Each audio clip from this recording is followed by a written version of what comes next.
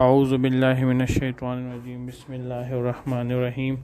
مولانا عباد اللہ صاحب کی بہت ہی پیاری اور اچھی کارگزاری۔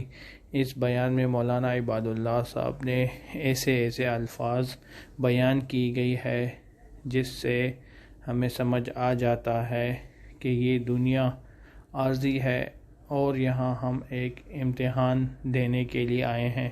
تو اس بیان میں سب کچھ آپ جان جائیں گے، مگر ضرور دیکھیں اور ہمارے چینل کو سبسکرائب کریں۔ جزاک اللہ۔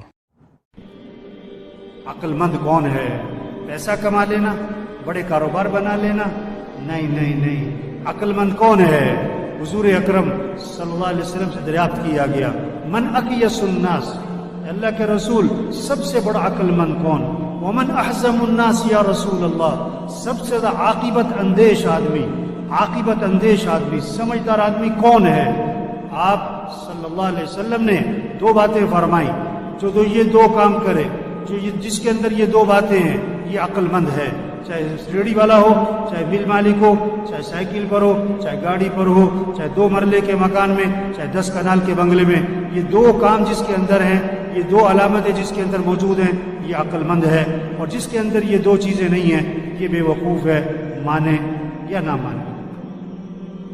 کیا؟ اکثرهم ذکرا للموت واکثرهم استعدادا اولئک الاکیاس ذهبوا بشرف الدنیا وکرامت الآخرہ۔ جو موت کو کثرت سے یاد رکھیں، کہ مر جانا، یہ دنیا چھوٹ جانی، یہ گھر چھوٹ جانا، یہ کپڑے اتارے جائیں گے، نہ اترے تو کینچی چلے گی، یہ گھر چھوٹ جانے، چاہے 10 لاکھ کا مکان، چاہے 10 کروڑ کا بنگلہ، یہاں سے جنازہ اٹھ جانا ہے۔ جو موت کو یاد رکھے۔ دوسرا، جو موت کی تیاری کرے، کثرت سے موت کی تیاری کرے، ان اعمال میں لگے جو قبر میں کام آئے، جو قیامت میں کام آئے، جو آخرت میں کام آئے۔ یہ دنیا، یہ پیسہ، یہ نہیں قبر میں کام آئے گا۔ آپ صلی اللہ علیہ وسلم نے فرمایا 3 بھائی ہیں۔ ایک بھائی کہتا ہے میں دنیا میں تمہارے ساتھ ہوں، مرتے ہی میرا تمہارا معاملہ ختم۔ یہ کون سا بھائی ہے؟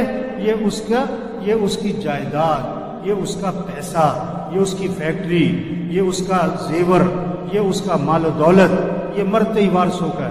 بلکہ زندگی میں جس مرض میں موت نظر آ رہی ہو، مرض الوفا جسے کہتے ہیں، جس بیماری میں موت کے آثار نظر آ رہے ہوں، اس بیماری میں آدمی کل مال میں وصیت نہیں کر سکتا۔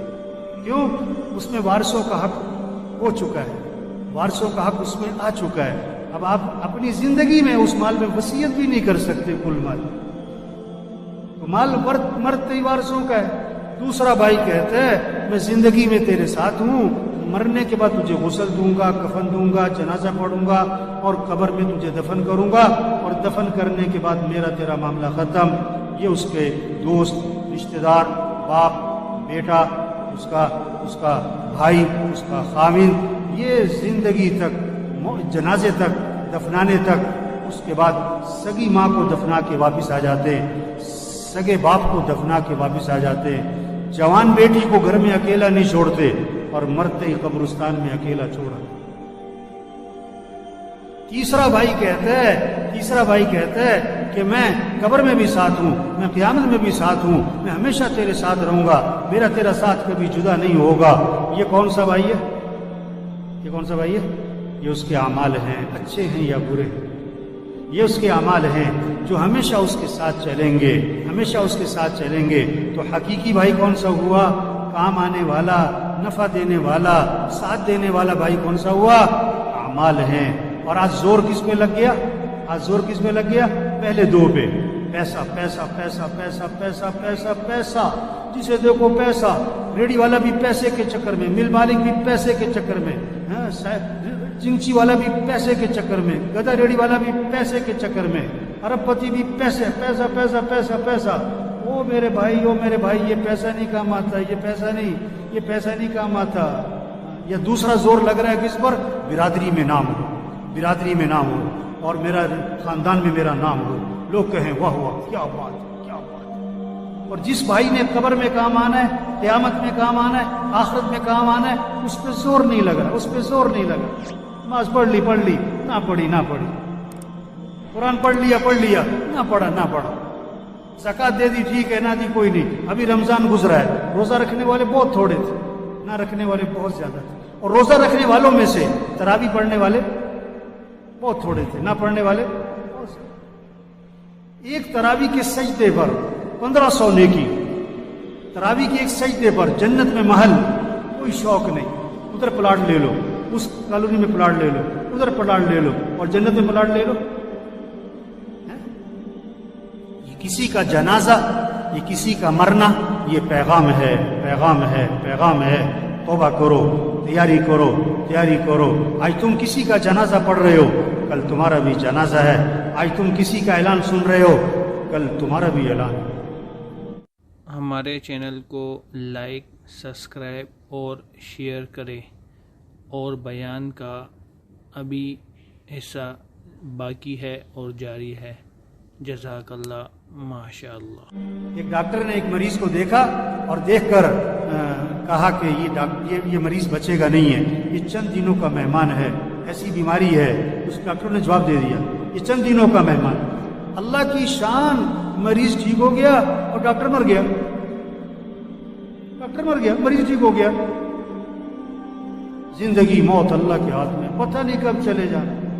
عقل مند ہے جو تیاری کرے، عقل مند ہے جو اللہ کو راضی کرے، عقل مند ہے آخرت کی فکر کرے. کوئی پتہ نہیں کس نے چلے جانا ہے، کب چلے جانا ہے. ہم میں سے کون کب مرنے والا ہمیں نہیں پتہ ہے. سب کا لکھا ہوا ہے. بیماری سے نہیں مرتا آدمی، موت سے بیماری آتی ہے. یہ جہاز گرا نا، یہ نہیں کہ جہاز گرنے سے مرے، نہیں، انہوں نے مرنا تھا تو جہاز گرا. ہاں میرے بھائی، عقل مند کون ہے جو اللہ کو راضی کرے؟ عقل مند کون ہے جو آخرت کی تیاری کرے؟ عقل مند کون ہے جو اپنے اعمال کو اچھا بنائے؟ اس حال میں مرے کہ اللہ اس سے راضی ہو. اس حال میں مرے کہ کسی کا کچھ دینا نہ ہو، نمازیں پوری ہوں، روزے پورے ہوں، زکات دی ہوئی ہو، حج فرض تھا تو حج کیا ہوا ہو. کتنے لوگ ہیں حج فرض ہے نہیں کر رہے، پتہ کیا کہتے ہیں؟ ابھی تو بچیوں کی شادی کرنی ہے. توبہ. آپ صلی اللہ علیہ وسلم نے فرمایا جس پر حج فرض ہے اور وہ نہیں کرتا، مجھے کوئی پرواہ نہیں، یا یہودی ہو کے مرے یا عیسائی ہو کے مرے. حضرت عمر رضی اللہ عنہ فرماتے ہیں جس پر حج فرض تھا اور اس نے حج نہیں کیا اور مر گیا تو قسم کھا کے کہہ دو یا یہودی مرا ہے یا عیسائی مرا ہے. یہ پیغام ہے جنازوں کا. توبہ کرو. جس پر حج فرض ہے حج ادا کرو، زکات فرض ہے زکات دو. وہی نہیں آئے گی آپ کے نام کہ میاں صاحب زکات نکالا کرو. یہ جنازے پیغام ہیں، زکات دو. یہ بالوں کا سفید ہونا پیغام ہے، زکات دو. کسی کا مال مت دباؤ. گھر بکتا ہے بیچ دو، فیکٹری بکتی ہے بیچ دو، گاڑی بکتی ہے بیچ دو. اس حال میں مرنا کہ کسی کا کچھ دینا نہ ہو. یہ کرونا یہ پیغام ہے. اللہ کے نبی نے اچانک کی موت سے پناہ مانگی. یہ بیماری مانگنے کی چیز نہیں ہے، لیکن یہ نعمت ہے، ایک پیغام ہے. تیاری کرو. توبہ کرو. تو میرے بھائیوں بزرگوں، جس طرح ہم نے اس بیان میں مولانا عباد اللہ صاحب کی بہت ہی اچھی اور پیاری کارگزاری سنی، اس سے ہمیں اندازہ ہوتا ہے کہ ہمیں کیا کرنا چاہیے اور کس طرف اپنا راستہ اور رخ اختیار کرنا چاہیے.